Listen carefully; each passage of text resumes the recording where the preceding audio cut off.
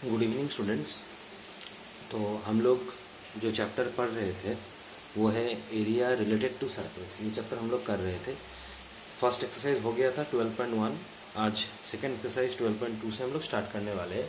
तो before starting the 12.2 exercise हम लोग दो टॉपिक के बारे में पढ़ेंगे जो कि ऑलरेडी तुम लोग को पता है, फिर भी मैं थोड़ा सा एक्सप्लेन करना चाहूँगा। एक है तुम्हारा सेगमेंट, एक है सेगमेंट, दूसरा है सेक्टर। ठीक है, ये दो ही टॉपिक है। ठीक है, दो टॉपिक के ऊपर फॉर्मूला भी है। तो ये सेगमेंट सेक्टर तुम लोग पढ़े हो लोअर क्लास में, फिर भी थोड़ा सा एक्सप्लेन कर देते हैं, उसके बाद हम लोग फॉर्मूला करके क्वेश्चन आंसर में आएंगे। तो देखो सेगमेंट क्या है और सेक्टर क्या है। ठीक है, तो पहले सेक्टर का अगर बात करें तो ये क्या है, एक सर्कल है। ठीक है, ये एक सर्कल है। ठीक है, अच्छा सर्कल का ये जो पोर्शन है, ये जो पोर्शन है सर्कल का, जैसा हम लोग ऐसे ड्रॉ किए ना, ये है सर्कल का आर्क। ठीक है, ये सर्कल का आर्क कहा जाता है। ये है तुम्हारा सर्कल का सेंटर, बीच में जो रहता है ये सर्कल का सेंटर है। ठीक है, अच्छा ये जो टोटल हम लोग जो ये सर्कुलर पोर्शन ये वाला जो ड्रॉ किया ना, इसको कहा जाता है सर्कल का आर्क। ठीक है, अच्छा आर्क के ऊपर मान लो हम दो पॉइंट लिए, एक यहाँ पे एक पॉइंट लिए आर्क के ऊपर, एक यहाँ पे हम पॉइंट लिए आर्क के ऊपर। इसका नाम लिए ए और इसका नाम लिए बी। ठीक है, अब ये जो सेंटर है इसका नाम दिए ओ। अब दोनों को जोड़ दो, ओ से लेकर ए तक जोड़ दो, ओ से लेकर बी तक जोड़ दो। तो ये जो ओ ए और ओ बी है ये बेसिकली क्या हुआ, रेडियस हुआ।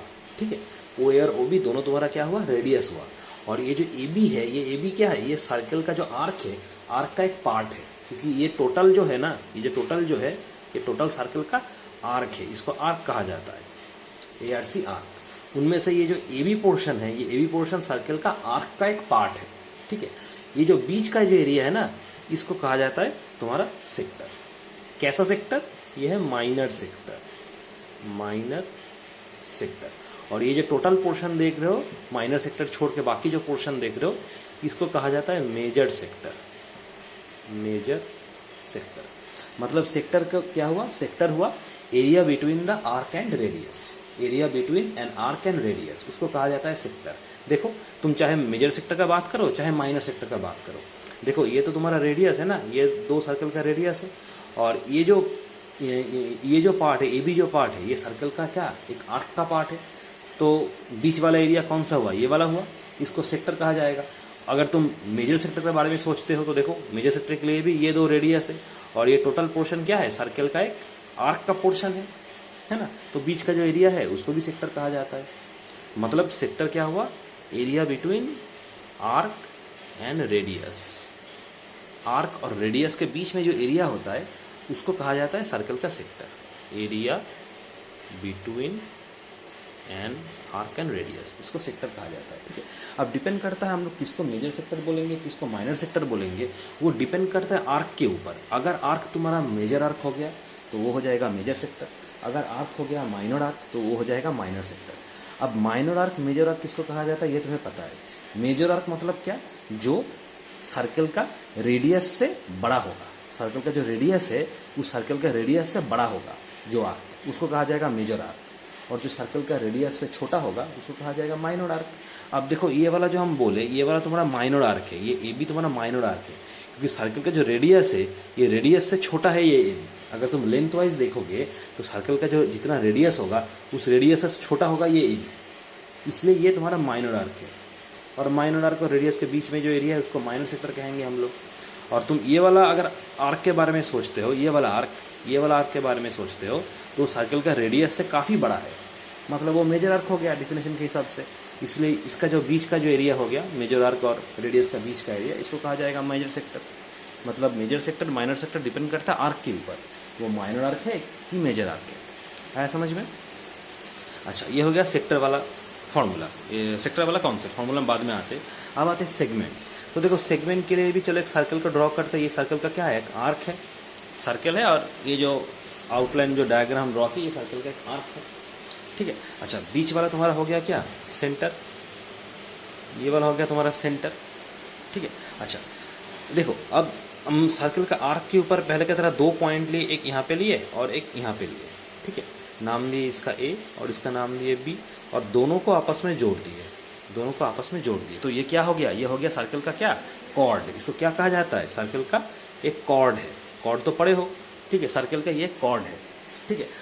ये क्या है, ए बी क्या है, ए बी है सर्कल का क्या, एक आर्क का एक पार्ट है। अब ये कॉर्ड और आर्क का जो बीच का एरिया होता है इसको कहा जाता है सेगमेंट, इसको कहा जाता है सेगमेंट। समझ में आया? तो बेसिकली सेगमेंट क्या है, कॉर्ड और आर्क का बीच का एरिया, इसको कहा जाता है सेगमेंट। तो हम लोग सेगमेंट में क्या लिखेंगे, area between an arc and chord, area between an arc and chord. ये जो आर्क है और ये जो कॉर्ड है, बीच वाला एरिया को बोला जाता है सेगमेंट। अब यहाँ पे भी सेम वही चीज, इसको हम लोग कहेंगे माइनर सेगमेंट, ठीक है, और इस वाले को कहेंगे क्या, मेजर सेगमेंट, मेजर सेगमेंट।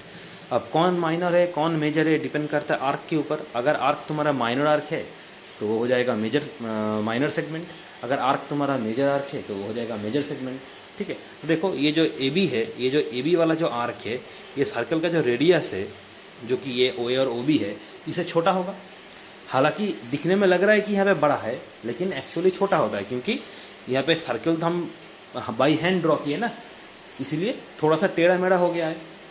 अगर प्रॉपरली ड्रॉ किया जाएगा तो देखोगे ये ओ और ओ बी जो रेडियस होता है, ये रेडियस हमेशा इस जो तुम्हारा माइनर आर्क है, माइनर आर्क से छोटा ही होगा लेंथ वाइज। मतलब ये हो जाएगा तुम्हारा क्या, माइनर आर्क, मतलब कॉर्ड और आर्क का बीच का एरिया तब हो जाएगा क्या, माइनर सेगमेंट, ठीक है। और ये जो ए बी है, ये वाला जो आर्क है, ये तो काफ़ी बड़ा है रेडियस से, दिखने से ही लग रहा है, मतलब ये हो जाएगा तुम्हारा क्या, बीच वाला एरिया रेडियस और इस कॉर्ड और बीच का एरिया हो जाएगा तुम्हारा माइनर सेगमेंट। मतलब ये तुम्हारा कॉर्ड है और ये तुम्हारा क्या है, मेजर आर्क है, मतलब बीच का एरिया सारा हो जाएगा क्या, मेजर सेगमेंट। समझ में आया? तो सेगमेंट हुआ आर्क और कॉर्ड के बीच में एरिया, सेक्टर हुआ आर्क और रेडियस के बीच में एरिया, ठीक है। यहाँ से समझ में आ गया। अच्छा, अब हम लोग पढ़ेंगे फॉर्मूला। दो फॉर्मूला है जो इंपॉर्टेंट है, इस फॉर्मूला से ही हम लोग जो सम है 12.2 का लगभग 80% सम दो फॉर्मूला से हो जाएगा, ठीक है। कुछ कुछ सम मिलेगा जो जिसको थोड़ा सा मतलब टिपिकल सम है, जो इन दो फॉर्मूला से सॉल्व नहीं होगा, उसके लिए अलग फॉर्मूला की ज़रूरत होगा। जब सम कराएंगे तब बता देंगे हम। अच्छा देखो, अच्छा तो पहला एक सर्कल हम ड्रॉ कर लेते हैं, इसका सेंटर है, ठीक है। ये दो रेडियस है ए और बी, मान लो दोनों, ये सेंटर है तुम्हारा ओ, मान लो दोनों के बीच में एंगल है थीटा, मतलब दो रेडियस के बीच में एंगल है थीटा, ठीक है। तो यहाँ पे दो फॉर्मूला आता है। पहला जो फॉर्मूला है वो है area of the sector of angle theta, area of the sector of angle theta. क्या फॉर्मूला लिखे, area of the sector of angle theta, मतलब ये जो सेक्टर है, क्योंकि ये दो रेडियस है ना, दो रेडियस के बीच में एंगल तुम्हारा थीटा है, ठीक है। अच्छा, रेडियस का तुम लेंथ मान लो कि आर है, ओ ए और ओ बी आर है, रेडियस है, ठीक है। तो एरिया का फॉर्मूला क्या आएगा, एरिया का फॉर्मूला आएगा तुम्हारा जो एंगल है वो एंगल लिखोगे तुम थीटा डिवाइडेड बाई तुम्हारा क्या होगा 360 degree into pi r square, theta by 360 degree into pi r square. Degree तुम लिख भी सकते हो, नहीं भी लिख सकते हो, थीटा बाई 360 लिखो। तो area of the sector of angle theta का फॉर्मूला आएगा theta by 360 into pi r square, ये एरिया हो गया। अच्छा, अगर लेंथ का बात करें, 2 नंबर फॉर्मूला, आर्क का अगर लेंथ निकालने बोलेगा, length of an arc of sector of angle theta, length of an arc of sector of angle theta. Length अगर निकालने बोलेगा आर्क का तो सेम फॉर्मूला होगा, सिर्फ पाई आर स्क्वायर की जगह तुम्हारा 2 पाई आर बन जाएगा, बस पाई आर स्क्वायर की जगह 2 पाई आर बन जाएगा, ठीक है। समझ में आया? अच्छा, इसको लेंथ ऑफ एन आर्क ना बोल के किसी किसी बुक में सर्कमफेरेंस भी लिखा जाता है, सर्कमफेरेंस या पेरीमीटर भी लिखा जाता है, ठीक है। कोई कोई बुक में लेंथ ऑफ एन आर्क की जगह सर्कमफेरेंस और पेरीमीटर भी लिखा हुआ मिल सकता है, ठीक है। तो बात सेम है, कोई प्रॉब्लम नहीं होगा, ठीक है। अच्छा, यही दो फॉर्मूला है, ये दोनों फॉर्मूला के मदद से हम लोग क्या सॉल्व करेंगे 12.2 एक्सरसाइज। तो ये फॉर्मूला नोट डाउन करके रखो। चलो सवाल नंबर 1 में आते हैं, एक्सरसाइज 12.2 सवाल नंबर 1।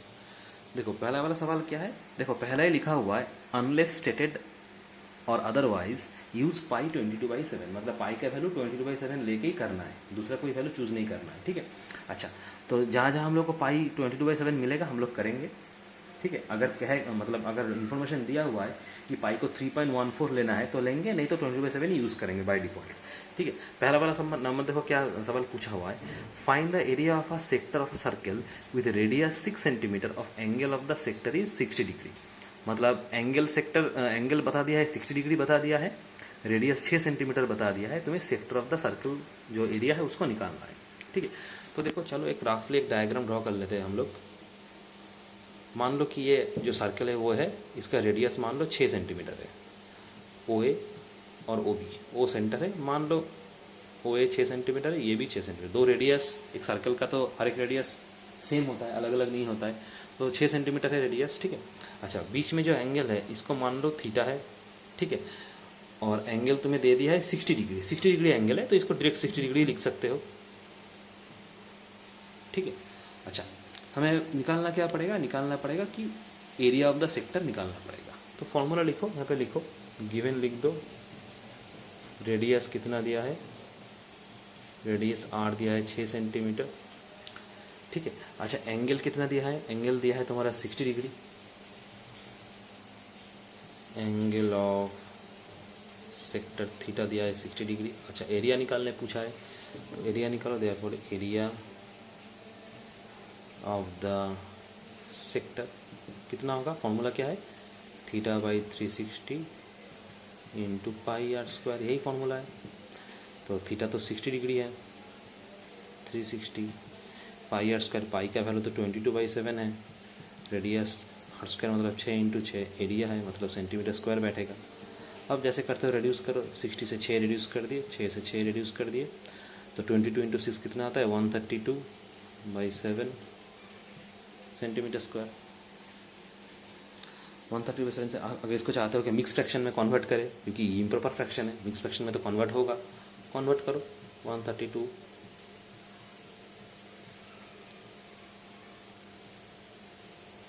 मतलब 18/6/7 होगा, ठीक है, 18/6/7 होगा। अगर चाहते हो मिक्स फ्रैक्शन में कन्वर्ट करेंगे तो कर सकते हो, लेकिन मुझे लग रहा है कि आंसर यही रहेगा, 132/7 ही रहेगा, ठीक है।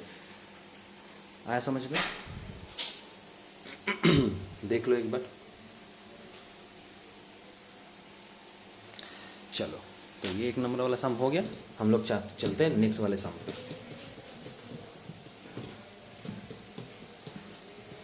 अच्छा, सवाल नंबर हम कराएंगे 2 नंबर वाला, 2 नंबर सवाल में। चलो सवाल नंबर 2 क्या क्या है, देखो सवाल नंबर 2 पढ़ो। Find the area of a quadrant of a circle whose circumference is 22 centimetre. मतलब एक सर्कल का सर्कमफेरेंस दिया हुआ है, तुम्हें उस सर्कल का एक क्वाड्रेंट का एरिया निकालना होगा, ठीक है।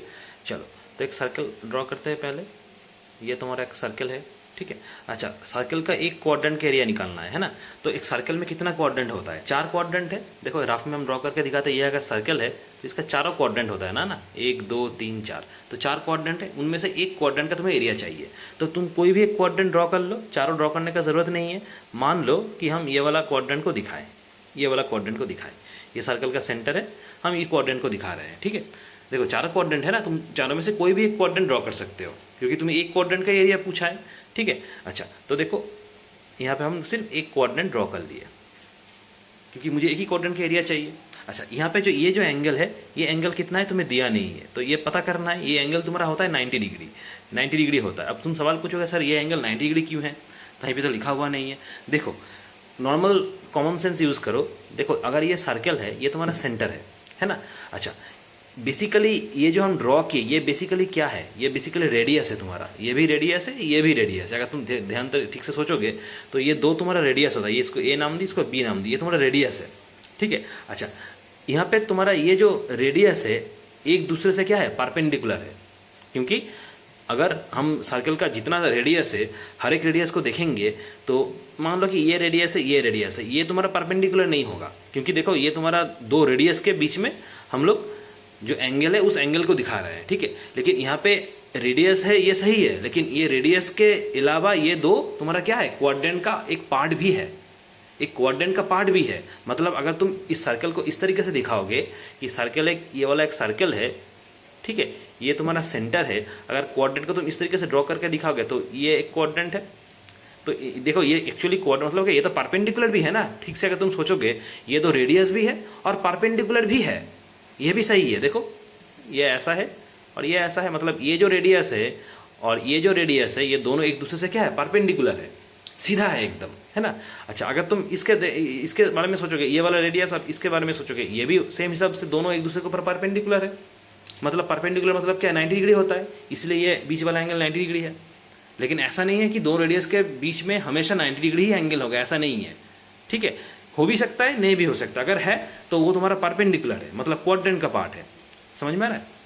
अच्छा तो देखो यहाँ पे मुझे सर्कमफेरेंस दे दिया गया है, ठीक है। एंगल तो हम लोग निकाल लिए। अब हम लोग क्या निकालेंगे, इस क्वाड्रेंट का एक एरिया निकालेंगे, क्वाड्रेंट का एक एरिया निकालेंगे। तो हम लोग रेडियस तो हमें पता नहीं है, तो रेडियस को आर मान लेते हैं। लिखो let radius of this circle equals to r, ठीक है। अच्छा सर्कमफेरेंस दिया हुआ है तुम्हें, सर्कमफेरेंस दिया हुआ है 22 सेंटीमीटर। अच्छा सर्कल का सर्कमफेरेंस का फॉर्मूला कितना आता है, 2πr, और ये दिया है 22 सर्कमफेरेंस। मतलब क्या हो गया, 2πr इक्वल टू 22 हो जाएगा, क्योंकि सर्कल का सर्कमफेरेंस का फॉर्मूला 2πr आता है और सर्कमफेरेंस 22 दिया हुआ है, मतलब दोनों इक्वल है, ठीक है। यहाँ से r को निकाल लो, पाई का वैल्यू है 22/7, ठीक है। यहाँ से r का वैल्यू निकाल लो तो r कितना होगा 22, इधर इधर जाएगा तो रिवर्स हो जाएगा सब, मतलब r का वैल्यू तुम्हारा आ गया 7/2, ठीक है। r का वैल्यू आ गया 7/2। अच्छा तो यहाँ पे हम लोग लिखेंगे देयरफॉर रेडियस लिखेंगे 7/2 सेंटीमीटर, ठीक है। अच्छा अब निकालेंगे सर्कल का एक क्वाड्रेंट का एरिया निकालेंगे, ठीक है। अच्छा तो देखो हम लोग क्या निकालेंगे, सर्कल का एक क्वाड्रेंट का एरिया।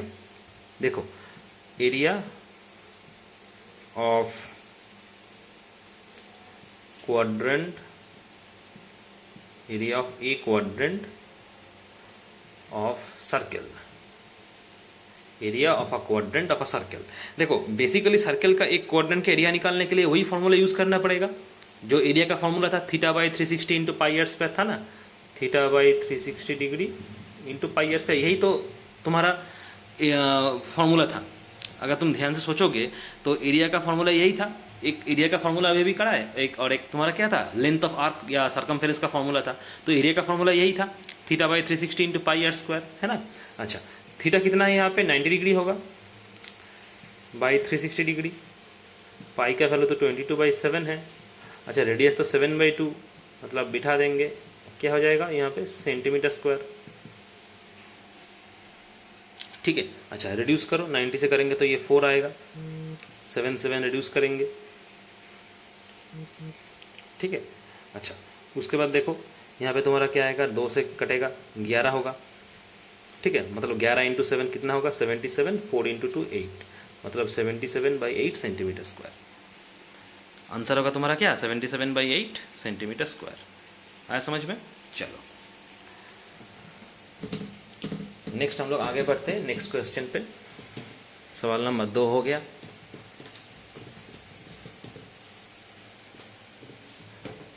आते हैं नेक्स्ट क्वेश्चन पे।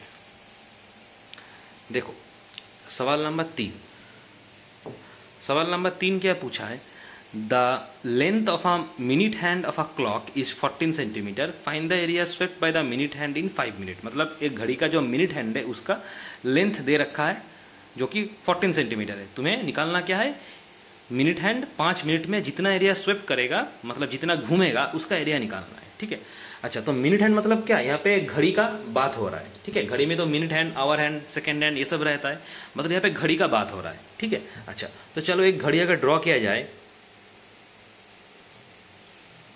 मतलब एक सर्कल है, सर्कुलर घड़ी होगा, ठीक है। ये बीच में तुम्हारा क्या रेडियस है, जिसमें सुई वगैरह सब जो मिनट हैंड, आवर हैंड जो लगा रहता है। यहाँ पे 12 रहता है, यहाँ पे 6, यहाँ पे 3, यहाँ पे 9, यहाँ पे 1 2, ये 4, ये 5, ये 7 8, ये 10, ये 11, ठीक है। अब 5 मिनट में मिनट हैंड कितना मूव कर रहा है उसका एरिया निकालना है। तो मान लो कि मिनट हैंड तुम्हारा 11 में है, मान लो, ठीक है, यहाँ पे कहीं पे कहा नहीं है कि मिनट हैंड 11 में है, मान लो कि मिनट हैंड 11 में है, तुम कहीं पे भी कर सकते हो, ठीक है, मान लो कि ये मिनट हैंड है, ठीक है, और छोटा कर देते हैं क्योंकि मिनट हैंड तो छोटा होता है, आवर हैंड और भी छोटा होगा, ठीक है। अच्छा, तो मान लो कि ये मिनट हैंड है, 11 में है अभी, तो 5 मिनट में ये कहाँ पे मूव करेगा? ऑब्वियसली अगर 11 में है तो ये 12 में ही मूव करेगा, ये तो जाहिर सी बात है क्योंकि 5 मिनट में कहा गया है ना। तो 5 मिनट में ये 11 से कहाँ जाएगा? 12 तक ही जाएगा, तभी ना 5 मिनट हुआ, समझ में आ रहा है? अच्छा, तो 11 से ये 12 तक जाएगा, तो दोनों का बीच का जो एंगल है इसको मान लो कि ये थीटा है, ठीक है, इसको मान लो कि अभी के लिए थीटा है, दोनों का बीच वाला एंगल मान लो कि थीटा है, ठीक है। अच्छा, थोड़ा सा और फैला के ड्रॉ करते तो समझ में आएगा। ये अगर सेंटर है, मान लो कि ये बना मिनट हैंड है जो कि 11 में पहले था, अभी 12 में 5 मिनट में पहुंच गया है, ठीक है, 12 में 5 मिनट में पहुंच गया, मान लो कि दोनों के बीच में एंगल थीटा है, ठीक है। अच्छा, तुम्हें देखो पूछा क्या है कि 5 मिनट में जितना मूव करेगा उतना एरिया तुम निकालो। अब तुम्हें सवाल होगा ये कि 5 मिनट में कितना एंगल मूव करेगा, क्योंकि तुम्हें बीच में एंगल तो निकालना है ना, नहीं तो तुम एरिया कैसे निकालोगे, ठीक है।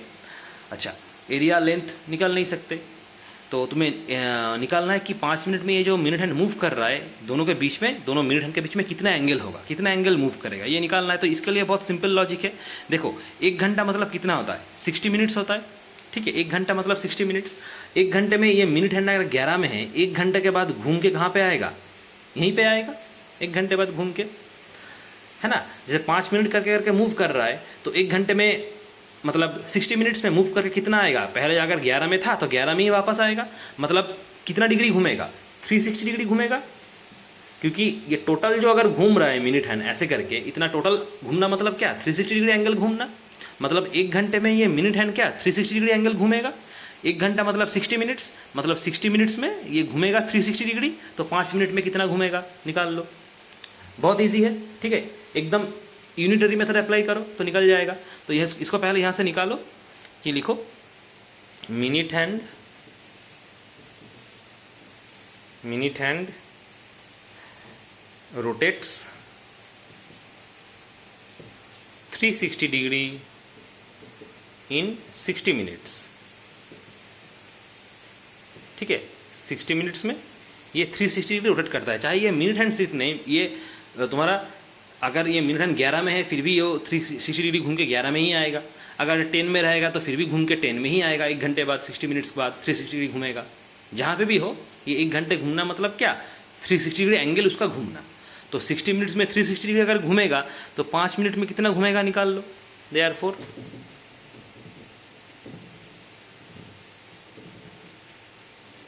in 5 minutes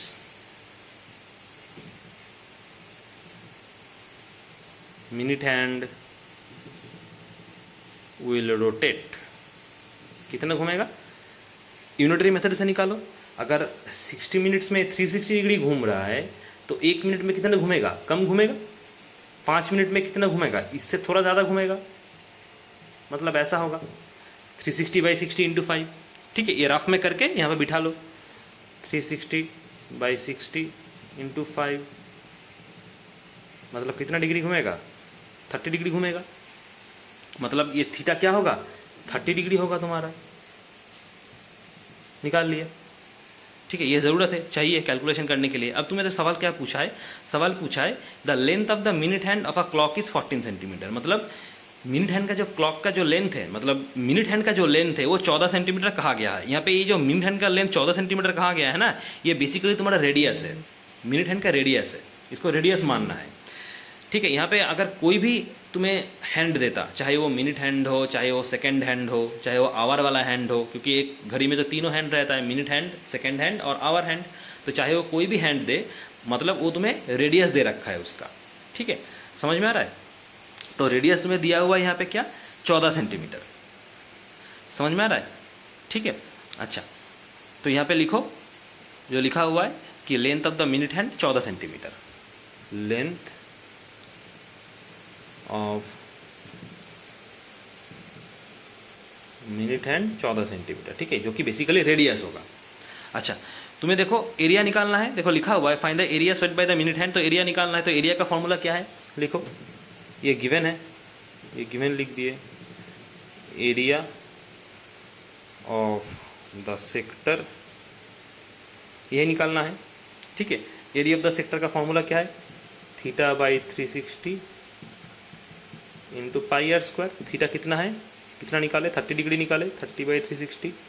अच्छा, यहाँ पे पाई का वैल्यू अगर तुम बिठाने जाओगे तो वो पाई कितना होगा तुम्हारा, 22/7 होगा, क्योंकि पाई तो पहले ही लिखा हुआ है 22/7 और बगल में ब्रैकेट में लिखा भी हुआ है 22/7, तो पाई का वैल्यू 22/7 लेंगे, क्योंकि जब तक ना पाई का वैल्यू मेंशन कर देगा कि 3.14 लो, तब तक हम लोग नहीं लेंगे। अगर मेंशन किया रहेगा तो 3.14 लेंगे, नहीं तो 22/7। रेडियस कितना होगा, 14, 14 इंटू 14 सेंटीमीटर स्क्वायर हो जाएगा। ठीक है, अच्छा अब इसको सॉल्व करो, देखो कितना आता है, 3 12 are 36, ठीक है, 7 2 are 14, 2 6 are 12, ठीक है, और रिड्यूस करो, 2 3 are 6, 2 11 22, मतलब 11 इंटू 14, 11 इंटू 14 तुम्हारा आता है 154/3, इतना आंसर होगा, 154/3 सेंटीमीटर स्क्वायर। ठीक है, मतलब 5 मिनट में कितना मूव करेगा, इतना मूव करेगा एरिया। तुम यहाँ पे आंसर लिखोगे, यहाँ पे लिखोगे minute hand will swept 154/3 centimetre square area in 5 minutes. ये हम नहीं लिख रहे हैं, ठीक है, इसको लिखोगे। ठीक है, क्या लिखोगे answer, minute hand will swept 154/3 centimetre square of an area in 5 minutes. ठीक है, यही आंसर है। चलो नेक्स्ट आते हैं, सवाल नंबर 3 हुआ।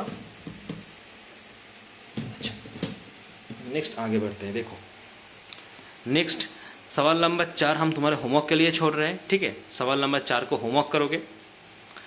अच्छा, सवाल नंबर 4 होमवर्क करोगे। सवाल नंबर 5 पे आते हैं। देखो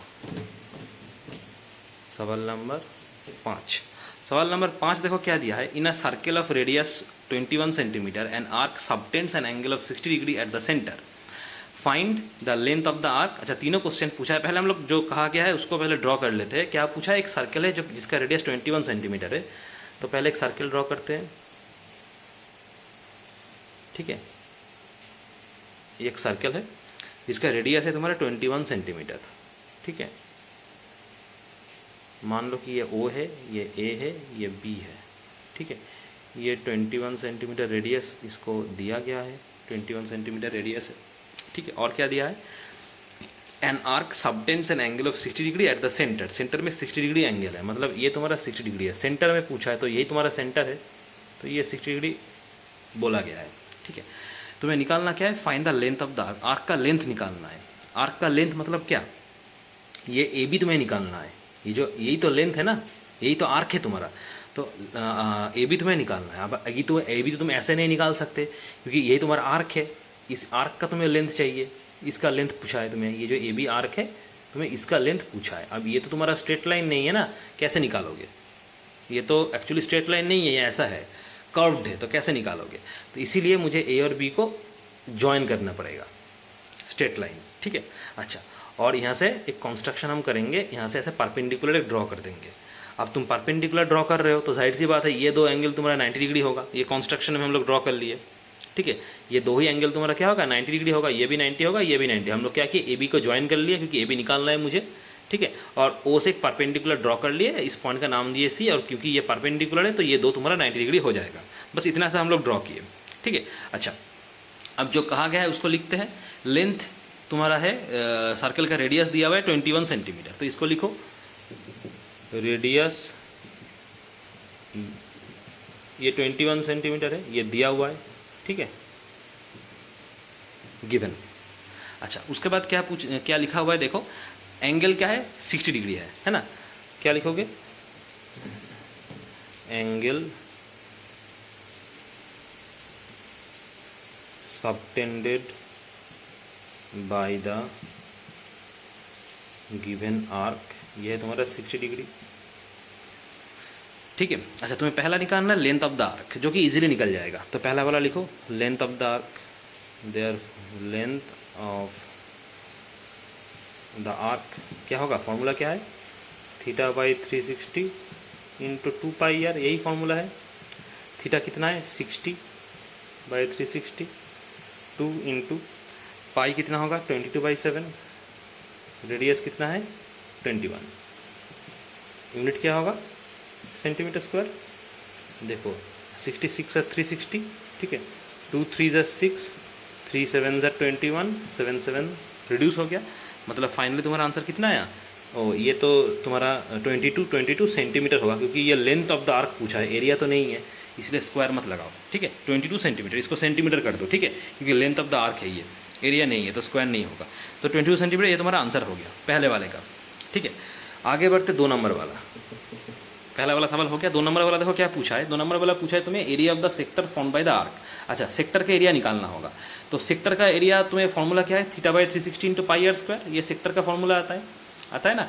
लेकिन यहाँ पे थोड़ा सा प्रॉब्लम होगा सेक्टर निकालने के लिए, क्योंकि देखो यहाँ पे पहली बात तो तुम्हें दिया जो इन्फॉर्मेशन दिया था, इन्फॉर्मेशन के हिसाब से डायग्राम होगा वो OA और OB तक होता है। हम लोग AB ज्वाइन किए और OC को भी ड्रॉ किया एज अ परपेंडिकुलर, ठीक है।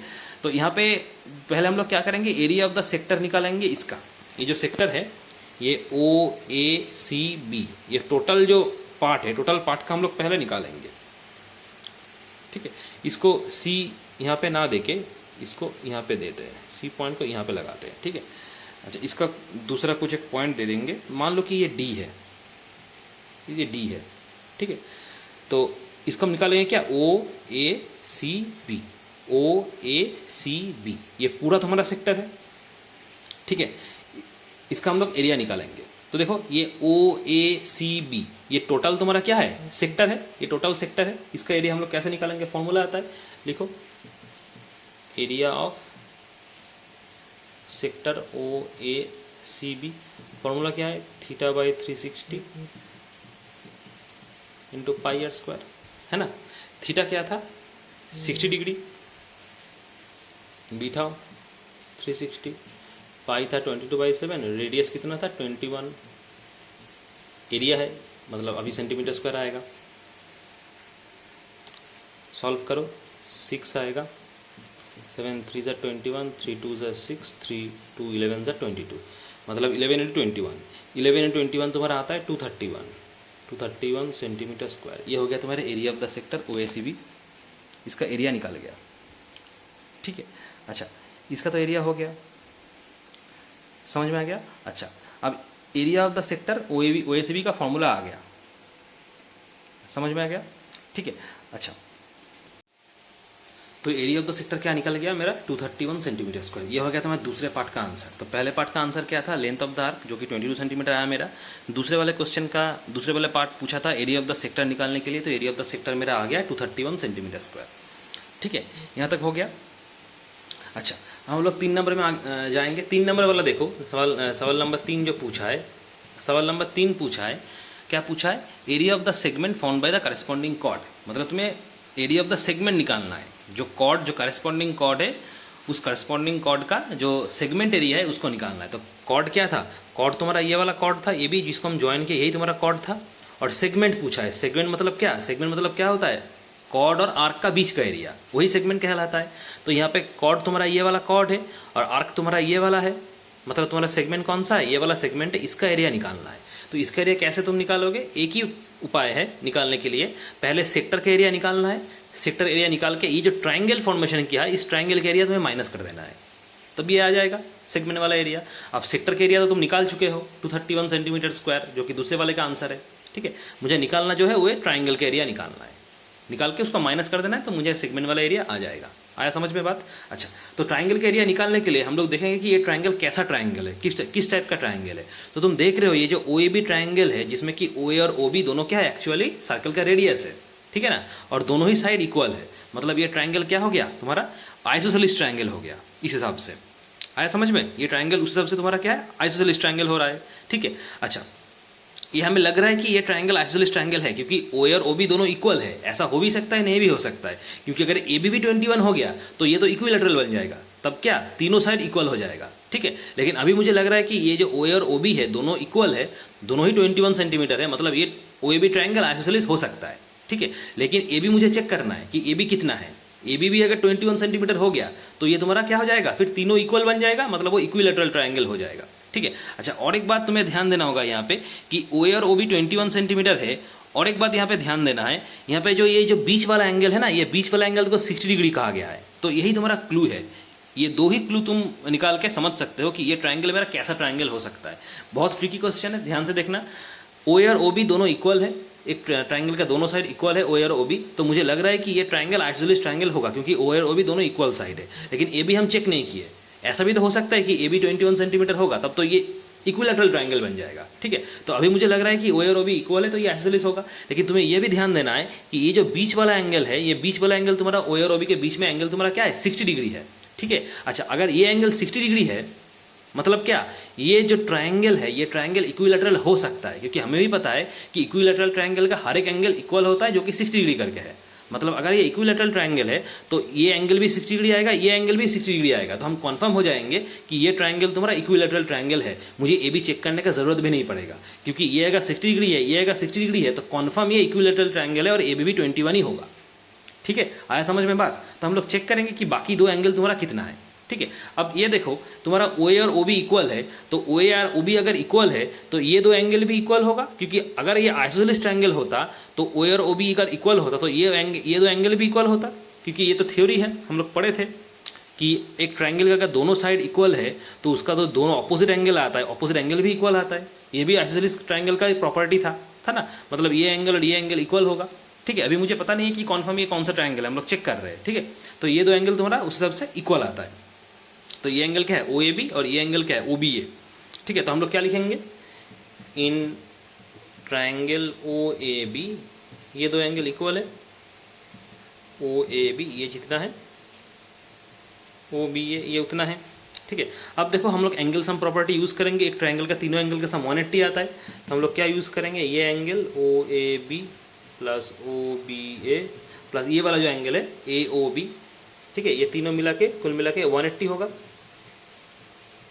जिसमें से हम लोगों को क्या, ये ओ ए बी और ओ बी ए मालूम नहीं है। ठीक है। तो मान लो कि ये दो एंगल तो इक्वल है ना, ये ओ ए बी और ओ बी ए दोनों इक्वल है, तो ओ ए बी की जगह हम लोग क्या ओ बी ए बिठा सकते हैं, क्योंकि ये दो ओ ए बी और ओ बी ए दोनों तो इक्वल है ना। तो इस ओ ए बी की जगह हम ये ओ बी ए बिठा सकते हैं, बिठा दो। और ये तो ओ बी ए ही था। ठीक है। ए ओ बी तो 60 डिग्री दिया हुआ है। ठीक है। अच्छा, O B A plus O B A कितना होगा, 2 of angle O B A, ये 60 डिग्री उधर चला जाएगा,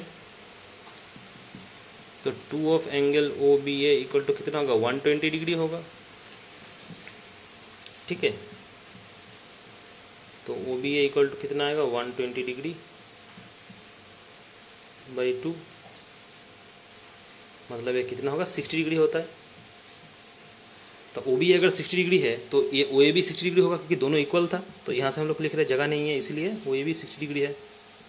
मतलब क्या हुआ, ये तो 60 डिग्री था ही, ये दोनों भी मेरा 60 डिग्री आ गया, मतलब तीनों एंगल ही 60 डिग्री आ गया। ये कब पॉसिबल है, अगर ये ट्रायंगल इक्विलैटरल ट्रायंगल है तो। मतलब हम लोग कंफर्म हो गए कि ये ट्रायंगल जो है वो इक्विलैटरल ट्रायंगल है, ये हम लोग कंफर्म हो गए। ठीक है। अच्छा, ऊपर वाला हम लोग इरेज कर दे रहे, ठीक है, क्योंकि जगह नहीं है, ऊपर वाले पार्ट को इरेज करते तो नहीं तो सॉल्व नहीं कर पाएंगे। मतलब हम लोग कंफर्म हो गए कि तीनों एंगल इक्वल है, तीनों एंगल 60 डिग्री आ रहा है, मतलब ये मेरा इक्विलैटरल ट्रायंगल है। मतलब triangle O A B is an equilateral triangle. अब ये और आसान हो गया। देखो, इक्विलैटरल ट्रायंगल अगर है तो उसका एरिया का फॉर्मूला है, तो उसका एरिया का फॉर्मूला लगा के हम लोग एरिया निकाल लेंगे इसका, उसका माइनस कर देंगे तो मेरा जो चाहिए था वो निकल जाएगा। अब इक्विलैटरल ट्रायंगल का एरिया फॉर्मूला क्या है, याद रखना है, √3/4 इंटू साइड का स्क्वायर। ये मेरा इक्विलैटरल ट्रायंगल का एरिया का फॉर्मूला है। ठीक है। तो 3/4 साइड कितना था, ये देखो 21 सेंटीमीटर साइड है, तो 21 सेंटीमीटर का स्क्वायर मतलब ये होगा। आया समझ में। अच्छा, 21 कितना आता है, 441, 21 441, यहाँ पे √3 है तो √3/4, ये हो गया ट्रायंगल का एरिया। ठीक है। अब दोनों को माइनस कर देंगे तो मेरा सेगमेंट वाला एरिया आ जाएगा। ठीक है, जो मुझे चाहिए था वही पूछा था। चलो लिखते हैं, देयरफॉर एरिया ऑफ सेगमेंट क्या होगा, सेक्टर का फॉर्मूला कितना था, सेक्टर का फॉर्मूला कितना आया था 231, ट्रायंगल का कितना आया 441 √3/4, माइनस कर दो तो निकल जाएगा तुम्हारा क्या, ये हो गया सेगमेंट का एरिया। 231 minus 441√3/4 centimetre square. समझ में आया बात क्या क्या बोले? चलो सवाल नंबर 5 भी खत्म।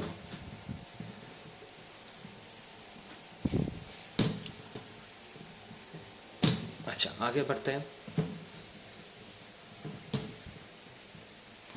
सवाल नंबर 5 हो गया, ठीक है। सवाल नंबर 6 हम होमवर्क दिए। सवाल नंबर 6 लगभग सेम है, लगभग सेम है, थोड़ा सा अलग होगा लेकिन लगभग सेम है, ठीक है। तो सवाल नंबर 6 हम होमवर्क दिए, ठीक है। सवाल नंबर 6 7 दोनों होमवर्क दिए, 6 और 7 दोनों होमवर्क करोगे, ठीक है।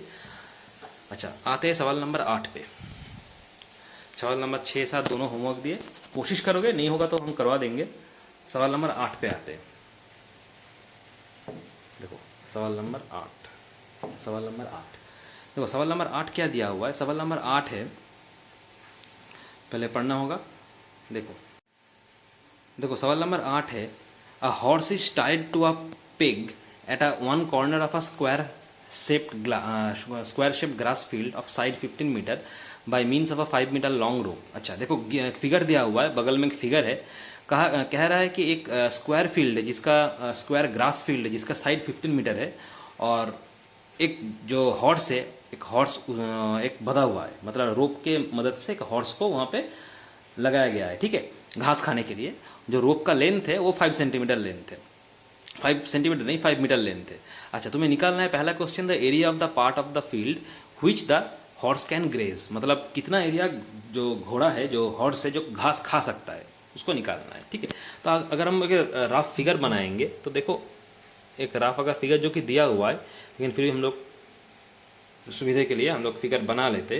तो देखो इस पॉइंट, इसको मान लो कि यहाँ पे घोड़ा जो है, यहाँ पे घोड़ा लगाया गया है। मान लो कि ये रस्सी है, ये रस्सी है, यहाँ से घोड़ा लगाया गया है, इस पॉइंट में घोड़ा है, ठीक है।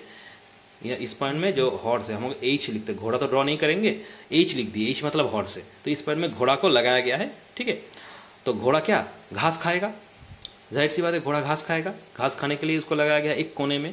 तो घोड़ा कितना एरिया घास खाएगा ये पूछा है। तो ध्यान से सोचना, ये जो रोप है, रोप का जितना लेंथ है, ये लेंथ तुम्हें दे दिया गया 5 मीटर, ठीक है। अब 5 मीटर लेंथ है और घोड़ा मान लो इतना एरिया तक घास खाएगा। एक तो सर्टेन एरिया है ना, ऐसा तो नहीं है कि पूरा जितना स्क्वायर फील्ड उतना तक जितना घास है वो खा लेगा, वो तो नहीं हो सकता, क्योंकि वो तो एक कोने में उसको बंधा गया है, लगाया गया है, और रोप से बताया गया था। रोप का लेंथ 5 मीटर है, तो ऐसा बात तो नहीं कि पूरा जितना एरिया ग्रास है उतना ही खा लेगा, कुछ हद तक खा पाएगा। तो मान लिए कि इतना है, इतना एरिया तक वो घास खा सकेगा, ठीक है। अब देखो ये कहा गया ये स्क्वायर फील्ड है, स्क्वायर फील्ड है मतलब क्या, हर एक एंगल तुम्हारा कितना होता है 90 डिग्री करके होता है, 90 डिग्री करके होगा, 90 डिग्री करके होगा हर एक, ठीक है। अच्छा घोड़ा अगर है तो ये वाला 5 मीटर है, ठीक है, ये भी 5 मीटर होगा क्योंकि रोप कहा गया है, रोप का लेंथ 5 मीटर है। ये भी ये रोप ये भी तुम्हारा 5 मीटर होगा, क्योंकि ये रोप तो मूव करेगा ना, घोड़ा जितना मूव करेगा ये भी उतना मूव करेगा, ठीक है। घोड़ा अगर यहाँ पे है तो ये रोप यहाँ से यहाँ तक आ जाएगा, घोड़ा अगर यहाँ पे घास खाने चला जाएगा तो घोड़ा रोप यहाँ से यहाँ चल जाएगा, रोप भी तो मूव करेगा ना घोड़े के साथ, आया समझ में। तो ये अगर रोप है तो घोड़ा अगर इधर घास खाने आएगा तो ये भी रोप हो जाएगा, रोप मतलब यहाँ से यहाँ हो जाएगा, यहाँ से लेकर अगर यहाँ तक घोड़ा मूव करेगा घास खाने के लिए तो रोप यहाँ से लेकर सीधा ऐसे मूव करेगा, घोड़ा जहाँ जहाँ मूव करेगा रोप उसी की तरह मूव करेगा, क्योंकि रोप तो उससे लगा हुआ है। बात समझ में आ रहा है। तो ये अगर रोप है तो इसको भी हम लोग रोप मान सकते हैं, इसको भी रोप मान सकते हैं, अगर घोड़ा यहाँ पे घास खाने आएगा या तो यहाँ पे घास खाने आएगा, आया समझ में। मतलब ये भी रोप हो सकता है, यह भी रोप हो सकता है। चलो इसका नाम देते हैं, इसका नाम ए है, इसका नाम बी है। मतलब ये देखो क्या है, एक सेक्टर फॉर्मेशन हुआ है ना, एक सेक्टर वाला फॉर्मेशन हो गया है घोड़े के लिए। तो मुझे अगर इस सेक्टर का एरिया हम लोग निकाल लेंगे तो घोड़ा कितना घास खा रहा है मुझे पता चल जाएगा। मतलब कुल मिलाकर क्या हुआ, मुद्दे की बात, मुझे एरिया निकालना है सेक्टर वाले का, तो मुझे निकल जाएगा क्या, घोड़ा कितना घास खा पाएगा, ठीक है। अच्छा तो देखो यहाँ पे ये जो सेक्टर है, ये सेक्टर क्या है, देखो यहाँ पे सेक्टर है OAHB, ये सेक्टर H मतलब हॉर्स हम मान लिए, ठीक है, कि घोड़ा पहले यहाँ पे था, ये हम मान लिए इसलिए यहाँ पे H लगा दिए। अच्छा ये रोप तुम्हारा क्या है 5 मीटर, तो रोप एक्चुअली क्या है रेडियस हो गया। देखो ठीक से सोचो, रोप एक्चुअली तुम्हारा रेडियस है, ठीक है। अच्छा तो रेडियस तुम्हें मिल गया, एंगल तो मालूम है, क्योंकि एंगल तो बीच में हम बोले कि ये सब एंगल तुम्हारा 90 डिग्री होता है, क्योंकि ये तो स्क्वायर कहा गया है, तो स्क्वायर है मतलब ये तो 90 डिग्री होगा, ठीक है, स्क्वायर है मतलब ये 90 डिग्री होगा। तो एंगल भी मालूम है, रेडियस भी मालूम है, तो निकाल लो। कितना घोड़ा घास खा सकता है। तो हम लोग क्या लिखेंगे, पहला वाला सवाल का आंसर क्या लिखेंगे, area that can be grazed by the horse, कितना एरिया घोड़ा जो घास खा सकता है। फॉर्मूला क्या होगा, θ/360 इंटू पाई आर स्क्वायर। तो थीटा कितना है 90 डिग्री, ठीक है, 360 पाई आर स्क्वायर, पाई मतलब 22/7, ठीक है। अच्छा पाई यहाँ पे हम लोग 22/7 नहीं ले सकते क्योंकि देखो बगल में पाई का वैल्यू 3.14 दे दिया गया है, ठीक है। क्वेश्चन को ठीक से देखो, क्वेश्चन का बगल में पाई का वैल्यू 3.14 दे दिया गया है, मतलब यहाँ पे हम लोग 22/7 नहीं ले सकते, मुझे 3.14 ही लेना है, तो 3.14 बिठा दिए। अच्छा और क्या था, एरिया आर स्क्वायर था ना, पाई आर स्क्वायर, आर कितना है 5, तो 5 × 5, यूनिट तुम्हारा मीटर स्क्वायर में है क्योंकि 5 मीटर दिया गया था, ठीक है। इसको कैलकुलेट करो तो कितना आता है, ये तो 4 होगा, ठीक है। अच्छा तो ऊपर 1/4 91, 94 360, 1/4 314, इसको हम लोग कर दिया ऐसे 25 मीटर स्क्वायर, ठीक है। अच्छा इसको सॉल्व करो तो कितना आ रहा है, तो नीचे कितना होगा 4 × 100 400, ऊपर 314 × 25, इसको मल्टीप्लाई करना होगा, मल्टीप्लाई करो,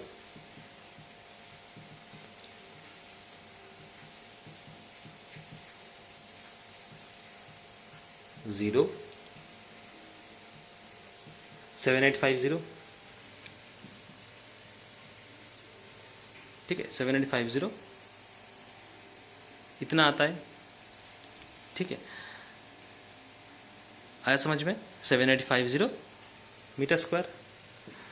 अच्छा तो 100 रिड्यूस कर देते हैं, 785/40 मीटर स्क्वायर, इसको डेसिमल में करते हैं, डिवाइड करते हैं 40 को, 785 को डिवाइड करते हैं, 785 को डिवाइड करते हैं 40 से, देखो कितना आता है, 42 करेंगे तो 80 हो जाएगा, तो 41 से 40 करना है, 9 से करते 360 आएगा, 25 डेसिमल की मदद से एक जीरो लेंगे, 6 करेंगे तो 240 आएगा, 10 जीरो डेसिमल के लिए एक जीरो मिलेगा, 420 80 20 और एक जीरो मिलेगा, 5 200, देखो आ गया मेरा 19.625 आता है ना। तो कितना आ गया 19.625 मीटर स्क्वायर हो गया पहले वाले का आंसर कि घोड़ा इतना एरिया घास खा सकता है। आया समझ में बात, ठीक है। अच्छा अब आते हैं 2 नंबर सवाल पे। 2 नंबर सवाल पे देखो क्या दिया है, पूछा क्या है, the increase in grazing field, the increase in the grazing area of the rope were 10 metre long instead of 5 metre. अच्छा मतलब अगर वो जो रोप है वो 5 मीटर के बदले में अगर हम 10 मीटर लगाते तो कितना एरिया ज़्यादा वो घास खा सकता था, सवाल है ये। तो अगर तुम सोचोगे, मान लो कि ये रोप को 5 मीटर रोप ना देके हम इसको डबल कर दिए, रोप का लेंथ 10 मीटर कर दिए, तो जाहिर सी बात है पहला जितना एरिया घोड़ा घास खा सकता था अभी उससे ज़्यादा एरिया घास खाएगा। सवाल पूछा है कितना एरिया ज़्यादा घास वो खा सकता है, तो हम लोग क्या करेंगे, हम लोग 10 मीटर जो रोप है वो 10 मीटर रोप डाल के देखेंगे कि कितना एरिया घास खा लेगा वो, उसके बाद दोनों को माइनस कर देंगे तो मिल जाएगा मुझे कि कितना एरिया ज़्यादा घास खा सकता था वो, ठीक है। मतलब हम लोग क्या 5 की जगह 10 बिठा देंगे, रोप का लेंथ 10 कर देंगे तो एरिया निकल जाएगा कितना एरिया घोड़ा घास खा सकता था, उसको माइनस कर देंगे इससे तो कितना एरिया ज़्यादा घास खा सकता था तो मिल जाएगा तुमको। आया बात समझ में क्या बोले, ठीक है। अच्छा तो चलो, अच्छा इफ़ यहाँ पे लिखो, इफ़ द रोप, अगर रोप 10 मीटर होता तो, ठीक है, if the rope were 10 metre long area that can be grazed by the horse, तब वो कितने एरिया घास खा सकता था। वही फॉर्मूला, एंगल तो वही रहेगा, जो जैसा था वैसा ही रहेगा, खाली 5 की जगह 10 बैठ जाएगा, है ना। निकालो 4, ये 1 मतलब 1/4, ये कितना आएगा 314/100, 10 × 10 मतलब 100, कितना मीटर स्क्वायर, 100 कटेगा, 314/4, इसको तो ओरली कर सकते हो, 314/4 कितना आएगा, डेसिमल करो इसको, 4 7 28, 34, 4 8 32, 20, 4 5 20, मतलब 78.5 मीटर स्क्वायर। मतलब अगर रोप 10 मीटर होगा तो वो इतना एरिया घास खाएगा, लेकिन तुम्हें सवाल पूछा है कि कितना एरिया ज़्यादा घास खाएगा अगर रोप 10 मीटर होगा तो दोनों को माइनस कर दो, आ जाएगा। Therefore increase in the grazing area, minus करो 78.5 से पहले जो निकला था कितना 19.625 मीटर स्क्वायर, देखो कितना आ रहा है। अच्छा ये तुम्हारा आएगा 625, तो मतलब इसको तुम ऐसे सॉल्व करोगे 78.5 मतलब 500 होगा, करो।